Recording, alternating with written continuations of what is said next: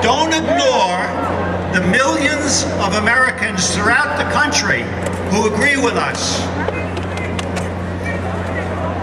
Show us respect. Act with dignity and kindness, not bullheadedness. Be aware of the traditions that made up this great nation. Think of our traditions, when you make your decisions. Despite what the president said, he's not our president. We are a nation founded and governed by Judeo-Christian heritage. Sharia law is the enemy of the Constitution. You're an idiot. You're an enemy. You're an enemy. You're an enemy. You're an enemy. You're a Constitution. You're a Constitution. You're a Constitution. You're an enemy. This is a peaceful discussion. You're an enemy. You're an enemy. You're an enemy. Look, obviously you want a vibrant debate and democracy. That's going to move the country forward. But I think the problem is with intense group polarizations, with groupthink, it's with hyperpartisanship as we're seeing it today, where all of a sudden everyone becomes so entrenched in their positional bargaining that they stop seeing the big picture. They stop looking out for the national interest, and they become totally co-opted or entrenched defenders of special interests. And if you have everybody approaching problem solving from a highly positional point of view, from positional bargaining, where special interests are dictating the terms of the debate, and they demonize the other side, then you've really poisoned the well when it comes to a constructive agreement. The world is not as nasty as it looks on TV. And that as the millennials mature and become a greater percentage of the electorate, to remind this newly enfranchised group that, you know, let's try to talk, let's try to compromise, let's just sit down, have a cup of coffee, and figure this stuff out. We should be coming together for this matter. We should be coming together. Well, America is only about... You're segregating us by... You're segregating by calling me a white man's fault. Don't talk to me, I'm white. America's foreign policy is simple. You're free as long as you think like me, you know?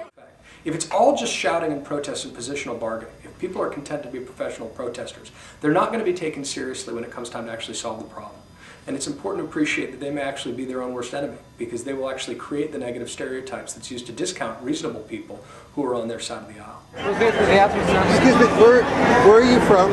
Pennsylvania, a land where we can carry guns. Can we go? Yo. Didn't think you were from the neighborhood. No, Pennsylvania.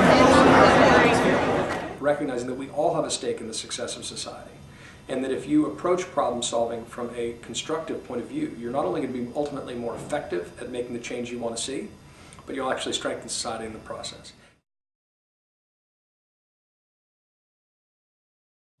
People diminish the idea of centrist solutions by sort of saying, oh, it's a kumbaya crowd. They dismiss it as naive or a myth. Bipartisanship in America, as the political end of what you're discussing, actually works. We've got a long history of showing it works. People say, you know, this movement is America. This really is, you know, most people are somewhere in between, aren't angry as all fucking hell. And so it's just instilled in us that, you know, this is the reality, and it's not. People are all just trying to get together, get along, work together, support themselves, and, you know, put food on their tables. It's not, people aren't evil like that. If you're a typical citizen who is trying again to pay the mortgage and put food on the table, when you enter an environment that's charged and so nasty and so bitter and so political, you often just say to yourself, I'm done, I have to throw out my hands and go home. Are you frustrated by the arguments? I've tuned them out. I just think we're worn down, we're exhausted, you know. I think the message is that the information that we're getting from our social media is and our the news media in general, what we get is not a focused message about what we can do to make things better, what is scientifically correct, what is a true argument and a false argument, what is even proper argumentation. It's really just a bunch of people yelling at each other about issues that are really not core to the well-being of the American people.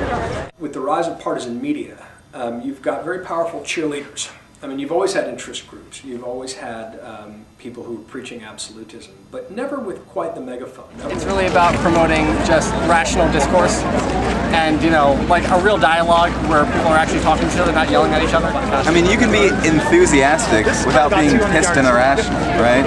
You can want something to happen without being a total jerk.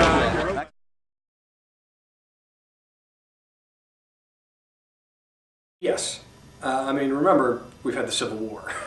The last time I was here was 40 years ago, and there was tear gas around here. It was May 1st, 1970. It was quite polarized then, and I don't think we've gotten over that. Yeah. When has that been? Vietnam War. 1968, 69. It was probably as bad.